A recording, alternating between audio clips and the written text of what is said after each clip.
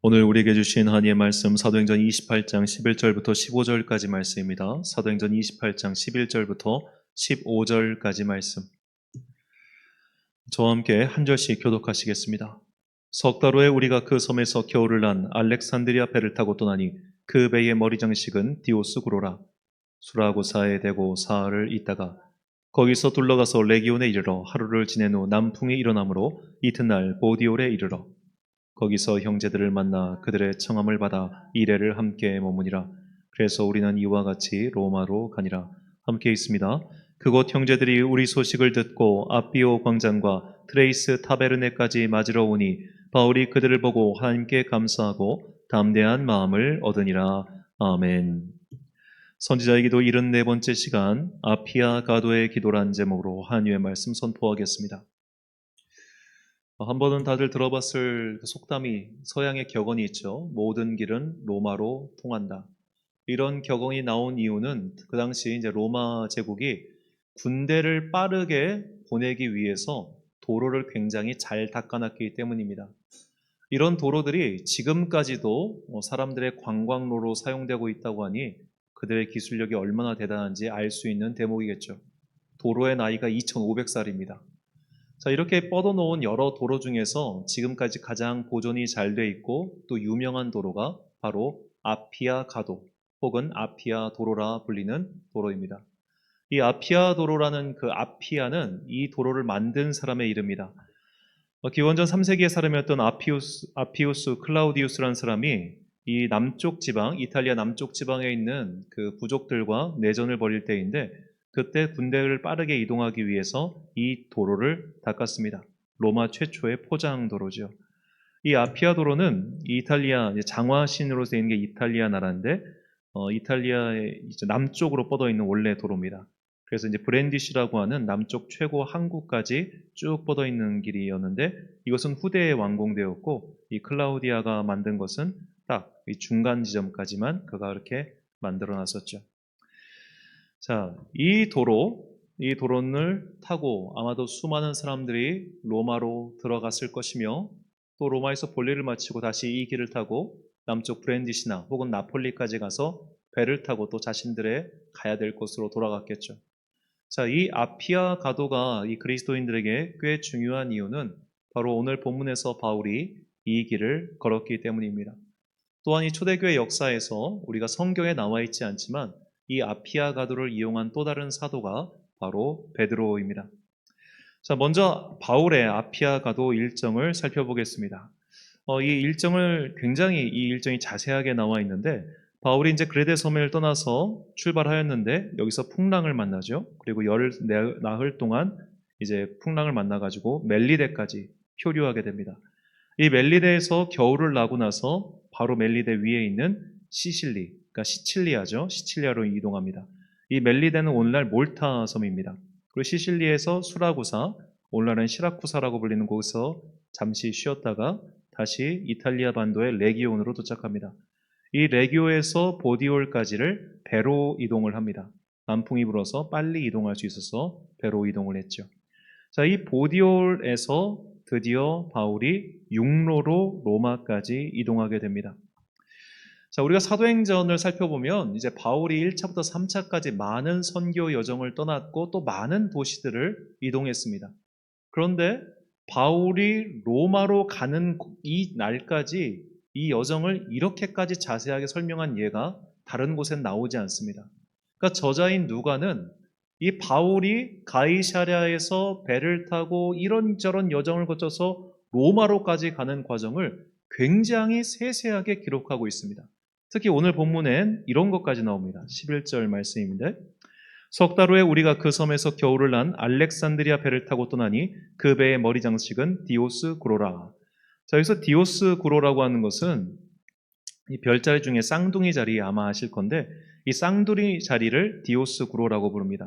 제우스와 레다 사이에 태어난 쌍둥이로 카스토르와 폴리데오케스 이걸 쌍둥이 자리별을 디오스 구로라고 부르는데 자, 이런 것까지 굳이 설명해야 할 만큼 누가는 이 바울의 여정을 굉장히 상세하게 그리고 있다는 거예요. 이 배가 다 좌초돼 가지고 멜리세 섬에 떨어졌으니까 멜리데 섬에서 시칠리아 거기까지 어떻게 갔냐? 그것도 이제 알렉산드리아에서 오는 상선을 타고 갔다. 이런 것까지 다 일일이 기록을 한 거예요. 왜 기록을 했을까요? 이렇게.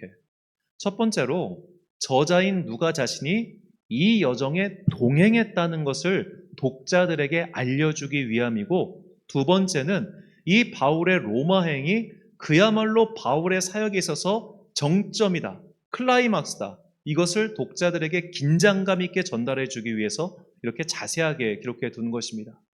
자, 이렇게 바울이 아주 자세한 여정을 거쳐서 드디어 육로로 이제 안전하게 로마로 갈 수 있게 되었습니다. 이 보디올에 이르렀는데 그곳에 바울을 미리 마중 나온 사람들이 있었어요. 본문 14절 말씀. 거기서 형제들을 만나 그들의 청함을 받아 2일을 함께 머무니라. 그래서 우리는 이와 같이 로마로 가니라. 자, 이 보디올이라고 하는 곳은 오늘날 이제 나폴리, 이탈리아 남부의 아주 아름다운 항구 도시라고 하죠. 이 나폴리에서 한 20km 정도 떨어진 작은 도시입니다. 뭐 천안으로 치면 아산 정도 거리고, 뭐 서울로 치면 일산 정도 거리, 딱 붙어 있는 작은 항구 마을이에요. 자, 여기에 도착했는데 형제들, 즉 바울과 같은 그리스도인 형제들이 그를 기다리고 있었던 겁니다. 아마도 자세히 나와 있지 않지만 로마 교회에 있는 그리스도인 형제들이 이미 이전에 바울의 편지를 받은 적이 있었을 테니 바울을 기다렸다가 이곳에서 함께 이동하게 된 것이죠. 그렇게 바울은 육로로 터벅터벅 그 아피아 가도를 밟아가면서 로마로 향하게 됩니다. 이 이제 나폴리에서 이탈리아까지는, 로마까지는 약 80km 정도의 길입니다. 80km니까 대충 뭐 천천히 걸으면 3일, 좀 빨리 걸으면 이틀 정도 거리겠죠. 근데 이제 보디올에서 2일 동안, 7일 동안 함께 머물면서 좀 쉰 다음에, 계속 배 타고 이동했으니까 얼마나 힘들었겠어요? 좀 쉰 다음에 드디어 이제 계속해서 이동하는데, 그렇게 바울이 로마를 향해 갈 때마다 사람들이 더 많이 합류하기 시작합니다. 본문 15절 말씀. 그곳 형제들이 우리 소식을 듣고 아비오 광장과 트레이스 타베르네까지 맞으러 오니 바울이 그들을 보고 하나님께 감사하고 담대한 마음을 얻으니라. 자, 이 아비오 광장과 트레이스 타베르네는 그야말로 아피아가도 중간에 있는 중요한 그 길목입니다. 특히 이제 트레이스 타베르네는 이 타베르네라는 말 자체가 트래블, 영어 단어 트래블의 원형이에요. 그러니까 여행자들이 여기서 딱 쉬고 이제는 본격적으로 로마의 경계가 시작되는 겁니다. 그러니까 로마까지 이렇게 가는 동안 계속해서 그리스도인 형제들이 바울을 맞이해서 이제는 꽤 많은 인원이 로마로 들어가고 있다는 겁니다. 자, 이 과정을 한번 우리가 이 전체 여정을 다시 한번 상상해 보십시오. 지난번에 제가 이제 아리스다고에 대해서 마게도니아 사람 아리스다고에 대해서 다시 한번 말씀을 드렸습니다만, 바울이 가이사랴에서 법정을 마치고 로마로 압송을 당해서 가고 있을 때 바울의 일행은 기껏해야 아무리 많이 잡아도 4명, 5명밖에 되지 않았을 겁니다. 일단 누가와 아리스다고는 포함이 되어 있을 테고 또 바울이 있으니까 3명이죠. 근데 이 외에도 누군가 있었을 수도 있어요. 하지만 인원이 많지는 않았을 겁니다. 왜냐하면 일단은 로마 군인들과 함께 압송되어 가는데 많은 인원을 허락할 리는 없죠. 그러니까 제 생각에는 최대로 쳐봐야 기껏해야 5명 정도이지 않았을까 이렇게 생각을 합니다. 그리고 5명이었으면 아마 누가가 다 기록했을 거예요. 그래서 저는 솔직히 3명이라고 생각합니다. 최소 인원. 그래서 최소 인원 3명이 그 먼 여정을 간 거예요. 풍랑도 만나고 막 그냥 죽을 뻔하고 해가지고 드디어 도착했는데, 그곳에 도착해서 아피아 가도를 걸어갈 때마다 더 많은 사람들이 합류해서 바울이 드디어 로마로 들어가게 되는 것입니다. 자, 이 과정을 한번 우리 머릿속에 상상을 해보자고요. 출발할 때는 3명이었어요. 그런데 목적지에 도착할 때쯤에는 많은 사람이 그와 함께하고 있었다는 겁니다. 그렇다면 바울이 걷고 있는 이 아피아 가도의 길의 끝에는 무엇이 기다리고 있었습니까? 바로 바울의 죽음이 기다리고 있었습니다. 이 사도행전 28장 이후 바울의 행적을 설명할 때 이제 2가지 해석이 있습니다. 첫 번째로 바울은 계속 로마에 머물다가 순교했다라는 입장이 있고요. 또 두 번째로 바울은 로마에서 잠시 풀려나 스페인까지 갔다가 다시 로마로 돌아왔다라고 하는 그런 해석이 있습니다. 이 2번 해석이 사람들에게 상당히 이제 관심을 끌었던 이유는, 일전에도 말씀드렸지만 지금 바울이 로마로 끌려갔을 때가 대략 기원 후 62년경입니다. 그리고 바울이 이제 로마 대화제 이후에 순교당했을 때가 대략 67년에서 빠르면 64년, 5년 이렇게 생각하거든요. 그러니까 이 로마라고 하는 도시에서 바울이 3년 이상 체류했다는 것이 좀 납득이 안 가는 겁니다. 그래서 학자들은 야, 이렇게까지 오래 있었을 리는 없으니 아마 가택연금 상태에서 잠시 풀려났을 때 이때 스페인을 다녀왔다가 돌아왔을 것이다. 이렇게 이제 상상을 하는 겁니다. 그런데 이 두 번째 안은 딱히 근거가 없어요. 성경 내적인 근거도 없고 또 교회 전승에서도 이 바울의 스페인행을 굳이 막 이것이 확실하다라고 하는 그런 일화나 그런 증거도 매우 빈약합니다. 그렇기 때문에 저는 1번, 바울은 이때부터 계속해서 로마에 머물러 있다가 여기서 순교했다라고 저는 생각합니다. 왜냐하면 그 당시 로마 황제에게 일종의 면담 신청이라든지 재판 신청을 걸어놓고 로마 외곽에서 수년 동안 머무는 일이 그리 이상한 일이 아니었기 때문입니다.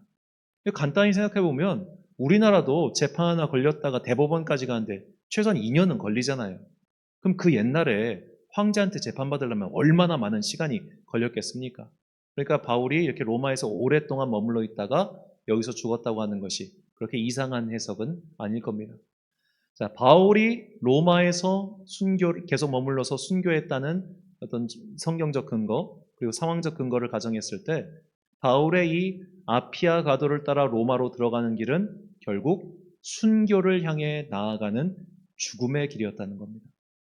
바울의 한 걸음 한 걸음은 그야말로 죽음을 향해 나아가는 그런 길이었겠죠. 그런데 그 길에 많은 사람들이 함께 했다는 것. 이것이 중요합니다. 이순신 장군의 유명한 말이 있죠. 생즉사, 사즉생이라. 살고자 하는 자는 죽을 것이요. 죽고자 하는 자는 살 것이다. 바울은 지금 담대하게 자신의 죽음을 향하여 나아가고 있습니다. 그런데 그 길이 외로운 길이 아니었다는 거예요. 그래서 오늘 본문 15절의 증언처럼 그가 그 함께하는 사람들을 통해서 하나님의 위로를 얻고 그의 마음이 더욱더 담대해졌던 것입니다. 이제는 나의 삶의 마지막 그 죽음이라고 하는 장식을 이제 얻었고 이제는 영원한 부활을 향해 나아갈 준비를 바울은 마친 것이죠. 자, 이 아피아가도 바울이 로마로 가는 길과 반대로 움직였던 사람이 바로 베드로입니다. 베드로도 바울과 비슷한 시기에 아마도 바울과 조금 늦게 로마에 붙잡혔습니다. 이제 베드로도 순교를 기다리고 있습니다. 그런데 그 사람들이 이 바울도 이제 순교를 하고 지금 교회에 어른이 없는 상태인데 베드로 당신마저 순교를 하면 지금 당장 이 초대교회를 이끌 사람이 없다. 그러니 베드로 선생 당신은 사시오 해가지고 그의 제자들이 이제 로마 바깥으로 베드로를 피신시켜 줍니다. 이건 다 교회의 전승입니다. 이제 성경에 나와 있는 얘기는 아니죠. 그렇게 해서 베드로가 로마를 빠져나와서 아피아 가도를 타고 이제 걸어가요. 로마를 빠져나가야 되니까 남쪽에서 배를 타기 위해서. 그가 아피아 가도를 타고 걸어가다가 환상 가운데 예수님을 만나게 됩니다. 그때 베드로가 예수님께 묻습니다. 쿠오바디스, 주여 어디로 가시나이까? 쿠오바디스 도미네라고 물어보죠. 그러자 주님께서 말씀하시기를 나는 네가 저버린 십자가를 지러 로마로 간다 라고 말씀하셨다고 합니다. 그래서 베드로가 크게 회개하고 그 길로 로마로 돌아가 십자가에 거꾸려 매달려 순교했다고 교회의 전승은 그렇게 말하고 있죠. 참 아름다운 전설이라고 생각합니다. 일단 베드로가 라틴어를 했을 리가 없잖아요. 자, 누군가는 살기 위해서 아피아 가도를 갈 때 그 베드로가 가는 길에 누가 동행했습니까? 아무도 동행하지 않았죠. 물론 베드로가 다시 주님을 만나서 그의 원래 자리로 돌아왔지만 이 정반대의 방향, 누군가는 죽기 위해 로마로 올라가고 누군가는 살기 위해 로마에서 나오는 이 아피아 가도의 상행선, 하행선을 생각해 보십시오. 우리가 죽기 위해 걸어가면 하나님께서 사람을 붙여주시고 위로를 주시고 담대함을 주십니다. 그런데 살기 위해 내려가면 아무도 우리와 함께하지 않습니다. 이것이 우리 성도들이 반드시 기억해야 할 진리의 길의 실체입니다. 주님께서는 분명히 말씀하셨습니다. 이 길은 좁고 협착하여 찾는 자가 적다라고 말이죠. 찾는 자가 없다가 아니라 적다입니다. 참으로 신기한 것이 이 진리의 길, 좁고 협착하여 외롭고 찾는 자가 적은 것 같은데 신기하게 그 길을 걷다 보면 함께하는 사람들을 붙여주세요. 그래서 그 사람들 통해서 위로와 힘을 얻게 하시고 다시 한번 힘을 내어 그 길을 끝까지 가게 하십니다. 대표적인 예가 엘리야 아닙니까? 나 혼자서 이거 어떻게 다 합니까? 나 혼자서 이걸 어떻게 하겠습니까? 주님 나 그냥 데려가요. 나 죽을래요. 이렇게 배째요. 하고 누우니까 주님께서 말씀하시죠. 아직 무릎 꿇지 않은 7천 명이 있다. 그리고 너의 후계자인 엘리사도 있다. 너 일어나라. 그 소식을 듣고 엘리야가 일어납니다. 까마귀가 무언가를 줬을 때 그가 힘을 얻은 게 아니었습니다. 그가 조용한 가운데 세미하게 들려오는 주님의 음성을 들었을 때 힘을 얻은 게 아니었습니다.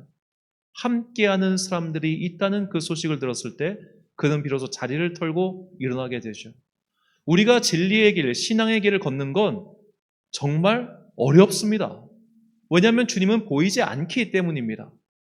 때론 내가 좀 이른 나이에, 젊은 나이에 주님을 영접하고 체험했을 수도 있습니다. 그런데 그 체험의 기억은 시간과 함께 풍화돼요. 이 초등학생 때 방언의 은사를 받는 친구들이 간혹 있습니다. 근데 그 친구들이 성인이 될 때까지 그 방언의 은사를 간직하고 있느냐 하면은 아닌 애들이 훨씬 많아요. 사용하지 않으니까. 그렇게 방언의 은사 초등학생 받았다가 어린 나이에 받았다가 중학교, 고등학교 올라가서 다 그냥 까먹어 버리는 겁니다. 그리고 대학 가고 뭐 하면은 내가 옛날에는 했지. 한 30년 후에야 다시 주님 만나는 거예요. 그때라도 만나면 다행이지. 자, 신앙생활은 홀로 가는 시간이 많기 때문에 외롭고 힘들어요. 때로는 내가 이거 언제까지 감당해야 되나? 내가 언제까지 이 길을 가야 되나? 이것 때문에 좌절하고 낙심하는 경우 정말 많습니다. 그런데 그때 신기하게 하나님께서 그래도 묵묵하게 이 길을 끝까지 가면 언젠가는 함께하는 사람들을 붙여주시더라고요. 언젠가는 위로자를 보내주시더라고요. 언젠가는 동역자를 붙여주시더라고요. 저희는 이것을 사실 주변에서 심심치 않게 볼 수 있습니다. 예전에 제가 부목사로 있었던 교회에서 일입니다. 한 권사님이 등록하지 얼마 안 된 분이셨는데 굉장히 열심히 있는 분이셨어요. 그래서 열심히 있고 참 좋은 분이셔가지고 이 담임 목사님이 이제 그 성도님한테 그냥 강대상 청소를 맡긴 거예요. 딱히 그때 할 사람이 없어가지고. 그래서 그분이 이제 청소를 했는데 그것 때문에 교회에 다른 권사님이 난리가 난 거예요. 어딜 등록하지도 얼마 안 된 사람이 감히 강제상을 청소하냐고. 그럼 자기네가 하지? 이게 무슨 신령한 장소랍시고 이거 청소하는 거 갖고 유세 부린 사람 되게 많아요. 진짜로. 저 교회마다 다 봤습니다. 한 명씩은 꼭 있더라고. 새 가족한테 그거 시켰다고, 등록한 지 얼마 안 된 사람한테 그거 시켰다고 그분을 대놓고 왕따를 시키는 거예요. 그래도 이분은 어떻게 뭐 시킨 게 있으니까 그분은 그냥 묵묵하게 그걸 하셨죠. 제가 요새날 그분 보니까 지금 구역장 하시면서 굉장히 새 가족 그거 하시고 되게 즐겁게 하고 계시더라고요. 아, 버티니까. 제가 있을 때만 해도 정말 외로워 보였고 왕따처럼 보였고 막 사람들이 막 시기하고 질투하고 뭐 이런 게 있었는데 세월이 지나니까 그분의 진심을 알아주고 함께한 사람들 붙여주셔가지고 그분이 교회에서 그 귀한 역할을 감당하는 것을 봤습니다. 참 교회 안에서도 이래요. 교회 안에서도 이런데 세상에선 오죽하겠습니까? 우리가 세상에서 그리스도의 길을 따라 산다고 하는 것 정말 쉽지 않은 일입니다. 정말 쉽지 않습니다. 요새날에야 뭐 이제 과거처럼 이렇게 어떤 술을 강요하거나 뭐 그런 것들이 많이 줄어들었긴 뭐 합니다만 그 외에도 사실 힘든 게 많죠. 정말 힘들게 많을 거예요. 그렇게 힘겹게 신앙생활 하는데 왜 안 지치겠습니까? 당연히 지칩니다. 그럼에도 불구하고 우리가 끝까지 이 신앙의 길을 놓지 않는 이유는 첫 번째로 우리 영혼의 구원을 위해서죠. 내가 천국에 가기 위해서 이 믿음 붙잡고 사는 겁니다. 그런데 우리가 천국을 예비받은 구원받은 성도로서 이 땅을 살아가는 방식이 뭐냐 이거예요. 구원받은 성도로서 살아가야 되는 방식, 주님께서 우리에게 요구하시는 의인으로서의 삶의 방식, 나눠주고 베풀고 섬겨주고 사랑해주라 이거 아닙니까? 간단하게 이야기해서.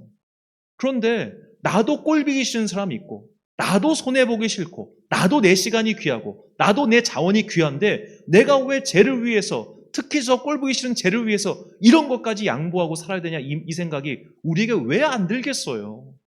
그런 생각 당연히 들겠죠.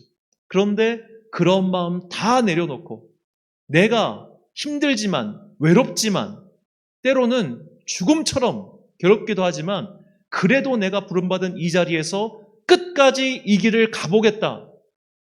그 아피아가도를 로마를 향해, 순교를 향해 나아갈 때 주님께서는 반드시 함께하는 자들을 보내주시고 그에게 의로움의 상을 주신다는 것.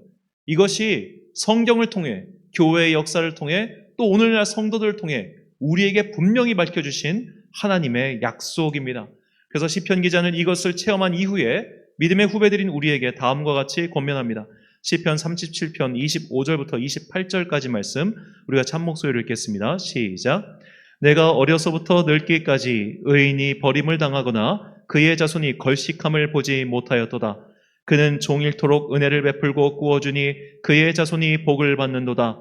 악에서 떠나 선을 행하라. 그리하면 영원히 살리니 여호와께서 정의를 사랑하시고 그의 성도를 버리지 아니하심이로다.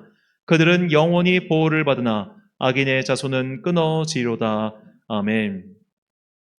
나만을 위한 삶에서 벗어나지 못하는 사람들이 있습니다. 손해보기 싫고 희생하기 싫고 나는 꼭 살아야겠다고 아피아가도 하행선을 탄 사람들입니다. 그들은 결국 외롭게 될 것입니다. 하지만 아피아가도 상행선을 타고 로마로 올라가는 사람들, 이 길이 분명히 죽음의 길이고 이 길이 분명히 손해보는 길이고 이 길이 분명히 나에게 참으로 고통스러운 길이지만 그 길, 좁고 협착하여 찾는 이가 적은 그 길을 묵묵히 올라갈 때 주님께서는 세상이 상상하지 못한 위로와 복을 우리에게 반드시 내려주십니다. 사랑하는 천안광성교회 성도 여러분, 그리고 이 기도에 함께 참여하고 계신 귀한 주님의 자녀 여러분, 우리는 바울의 마지막 여정을 통해 진리의 길, 믿음의 길, 의인의 길이 무엇인지 깨달아야 합니다. 그 길은 찾는 자가 적은 길입니다. 그래서 때로는 외롭고 무섭고 가기가 꺼려지고 두려워지는 길이기도 합니다. 하지만 마침내 그 길을 묵묵하게 걸어갈 때 우리는 주님께서 예비하신 복과 은혜를 받게 될 것입니다. 그러므로 우리 앞에 놓여진 각자의 아피아 가도를 걸어갑시다. 세상 사람들이 볼 때는 어리석고 답답해 보이는 길이지만 분명히 한 걸음씩 전진할 때 함께하는 자들을 붙여주실 겁니다. 주님께서는 주님을 위하여 재산과 생명을 아끼지 않았던 의인들을 지금까지 지켜주셨으며 앞으로도 그러하실 것입니다. 우리보다 앞서 그 아피아 가도를 걸어갔던 이들이 한결같이 증언해주는 그 증언을 믿음으로 받아들이십시오. 이 시간 각자 앞에 놓여있는 이 길을 우리와 함께하는 동역자들과 성도들과 함께 끝까지 걸어갈 힘을 달라고 기도합시다. 그리고 우리는 마침내 이 길의 끝에서 주님의 영광을 보게 될 것입니다. 이 믿음의 간구와 고백을 담아 함께 찬양한 후에 기도하겠습니다. 내 눈 주의 영광을 보내.